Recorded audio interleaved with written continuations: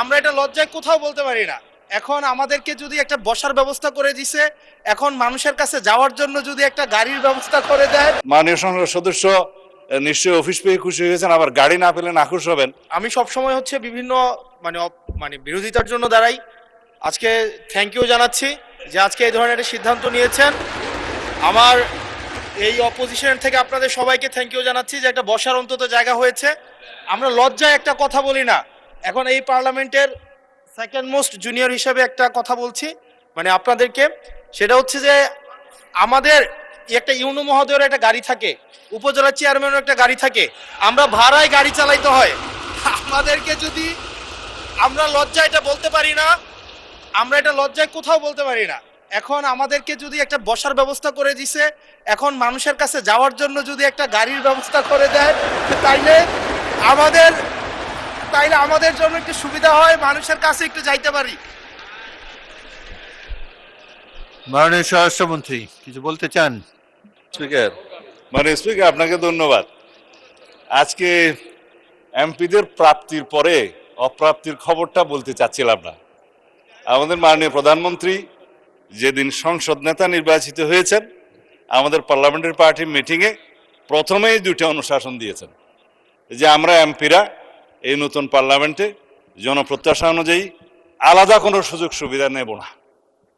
সেই হিসাবে তিনি অনুশাসন দিয়েছেন। একটা আইন আছে, এটা সংসদ বিষয়ক মন্ত্রণালয়ের অধীনে সংসদ সচিবালয় থেকেই লিড করবে। এই আইনে আমরা একটা সংশোধনী আনবো যে এই মহান জাতীয় সংসদের কোন সদস্য আমরা ট্যাক্স ফ্রি গাড়ি নেব না। এইটা মাননীয় সদস্য বাদে বাকি সবাই চালিয়ে দিছে, কিন্তু আমাদের মাননীয় সদস্য ছাড়া দিছে।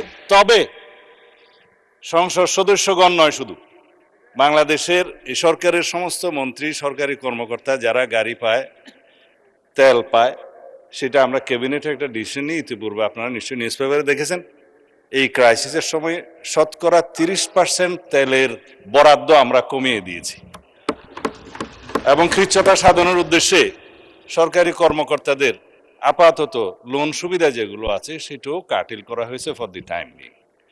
এই সমস্ত এগুলো আমরা সবই জনবান্ধব এবং জনপ্রত্যাশা অনুযায়ী যাচ্ছি, আমাদের মাননীয় প্রধানমন্ত্রীর নির্দেশনা অনুযায়ী। মাননীয় সংসদ সদস্য নিশ্চয়ই অফিস পেয়ে খুশি হয়েছেন, আবার গাড়ি না পেলে নাখুশ হবেন।